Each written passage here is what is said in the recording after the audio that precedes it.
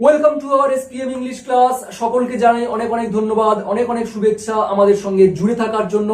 এছাড়া যারা নতুন এখনো পর্যন্ত আমাদের সঙ্গে যুক্ত হলে না, আমি তাদেরকে কিন্তু যুক্ত হওয়ার জন্য রিকোয়েস্ট করছি না। তবে একটা কথা অনুরোধ আমি অবশ্যই করব, আজকের টপিকটা অবশ্যই করে তোমরা দেখো এবং শেষ পর্যন্ত।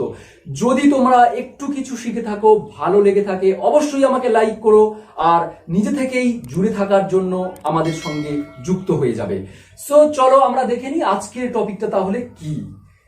দেখো, আমরা একটা সেন্টেন্সে কখন হ্যাড আর কখন হ্যাডের পরে বেটার ইউজ করব। হ্যাড বেটার, এবং এই হ্যাড বেটারের পরে আমরা ইউজ করব ভার্ব, ভার্বের ফার্স্ট ফর্ম অর্থাৎ ভার্বের প্রেজেন্ট ফর্ম। আর প্রথমে আমরা বসাবো সাবজেক্ট। তাহলে একটা সেন্টেন্সে কখন আমরা বসাবো সাবজেক্ট, সাবজেক্টের পরে had better, must you have to use had better in a sentence and when. So I will teach you today in this class. তারপরে হ্যাড বেটারের পরে আমরা দেখব ভার্বের ফার্স্ট ফর্ম অর্থাৎ present form. Okay, let's continue. আমরা দেখে নিই এই টপিকটা কিভাবে আমরা ট্রান্সলেশন, কেমন ট্রান্সলেশন, বাংলা বললে এই ধরনের ফর্মুলা ইউজ করতে হবে। Okay, let's continue. Look at the board. আমি একটা ফর্মুলা এখানে অলরেডি লিখে রেখেছি, যেটা আমি দেখাচ্ছিলাম সাবজেক্টে, তারপরে সাবজেক্টের পরে হ্যাড বেটার। হ্যাড বেটারটা মোস্ট ইম্পর্টেন্ট এই সেন্টেন্সের, এবং তারপরে প্রেজেন্ট ফর্ম ভার্বের অর্থাৎ ভার্বের ফার্স্ট ফর্ম যেটা আমরা বলি V1 আমি লিখে রেখেছি। একটা সেন্টেন্স আমি এখানে লিখছি, দেখো আমি সাপোজ লিখলাম ইউ সাবজেক্ট, হ্যাড বেটার দিয়ে দাও, হ্যাড বেটার আমি বসিয়ে দিলাম হ্যাড বেটার। আমি এখানে কিন্তু আগেও বলেছি, এখনো বলছি, আমি ক্লাসের মতো করে একটা একটা করে লিখি এক্সপ্লেন করি। আমি কিন্তু আগে থেকে লিখে তারপরে সেটা এক্সপ্লেন করি না। আমি ক্লাসের মতো করে সরাসরি লাইভ ক্লাসের মতো করে আমি লিখবো এবং সেটাকে একটা একটা করে এক্সপ্লেন করবো। তাহলে তোমরা যদি ভিডিওটা স্কিপ করে চলে যাও, তাহলে মাঝের অংশগুলো কিন্তু অনেক তোমাদের মিস হয়ে যেতে পারে। ইউ হ্যাড বেটার, দেখো ফর্মুলা অনুযায়ী আমি লিখেছি। এরপরে আমি সাপোজ লিখলাম you had better read. Read, read ভার্বের এটা আমি ফার্স্ট ফর্ম রাখলাম।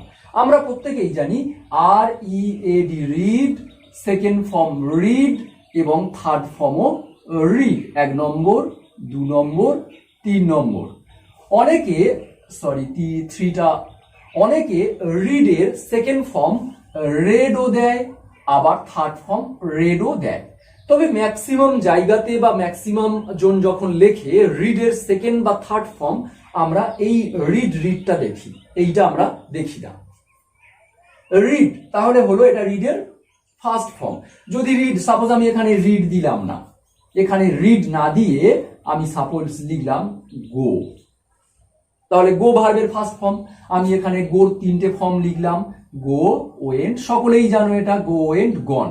এটা 1 নম্বর, এটা 2 নম্বর, এটা থার্ড ফর্ম। তাহলে গো আমি এখানে লিখেছি। You had better go to a doctor. কোথায় যাওয়া উচিত? ডক্টরের কাছে। Before you suffer, full stop. দেখো এই সেন্টেন্সটা দেখো, you had better go to a doctor before you suffer. তোমার ভোগান্তির আগে তোমার ডাক্তারের কাছে যাওয়া উচিত। তাহলে আমরা হ্যাড বেটারটা কখন আমরা লিখছি, দেখো আমি এখানে সাপোজ আমি হ্যাড বেটার কখন লিখবো সেটা আমি এখানে লিখে রাখছি। হ্যাড বেটার কখন লিখবো একটা সেন্টেন্সে দেখে নাও। এটা আমরা লিখবো used to advice what to do. Use to advice what to do, এটা আমরা লিখবো কখন? হ্যাড বেটার যখন লিখবো, এই রকম সেন্সে যখন বোঝাবে।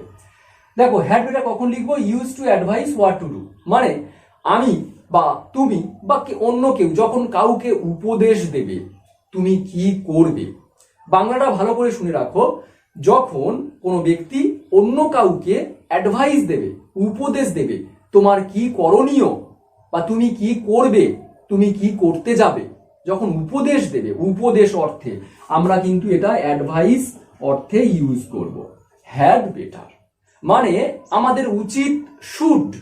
শুড বসানো, আমরা শুড মডাল ভার্বটা ইউজ না করে আমরা হ্যাড বেটার ইউজ করতে পারি। কখন? যখন আমরা কাউকে বা কোনো ব্যক্তি যখন অন্য কাউকে উপদেশ দেবে তার কি করণীয়, তখন আমরা হ্যাড বেটার বলে ভার্বের ফার্স্ট ফর্ম লিখতে পারি।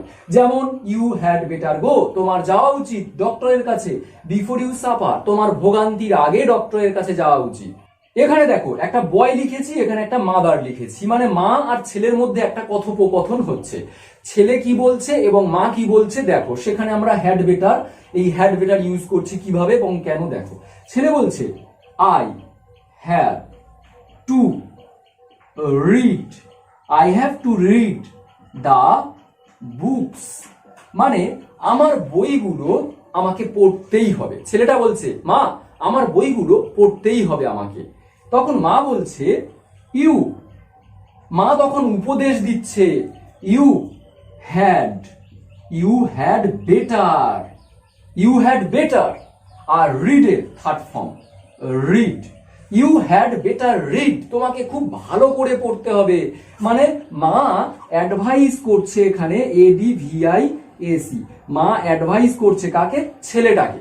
তখন আমরা বলছি had better. You had better read the books, বইগুলো তোমার পড়া উচিত, বইগুলো তোমাকে ভালো করে পড়তে হবে। বিফোর, আমরা বিফোরটা পরে দিতে পারি, নাও দিতে পারি, আমি অ্যাড করছি বিফোর ইওর এক্সাম, মানে তোমার এক্সামের আগে তোমাকে বইটা ভালো করে পড়তে হবে। তাহলে এই পর্যন্ত আমার টপিক। তাহলে যারা বুঝতে না পারলে অবশ্যই স্কিপ করে চলে যাও। আর দেখো হ্যাড বেটার তাহলে আমরা কখন ইউজ করছি? Use to advice what to do, যখন কেউ অন্য কাউকে উপদেশ দেবে, অ্যাডভাইস দেবে তার কি করণীয়, তার কি করা উচিত, তখন আমরা খুব ভালো করে উপদেশ দেওয়া, খুব ভালো করে তার করণীয় এই কাজটা করার, তখন আমরা ইউ হ্যাড বেটার।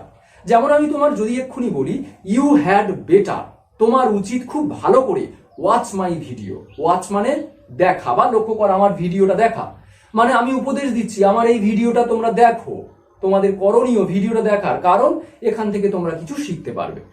তাহলে আমি বলতে পারি you had better watch my video. Okay, so আমরা এইভাবে কিন্তু সেন্টেন্স, অনেক সেন্টেন্স এইভাবে লিখতে পারি। তোমরা শুধু জাস্ট বাংলাটা মাথায় রাখবে যে যখন কাউকে কোনো উপদেশ দেব কি করণীয় তার, তখন আমরা ইউ হ্যাড বেটার এটা বলতে পারি, বা Ram had better, Rahim had better, এটা আমরা বলতে পারি।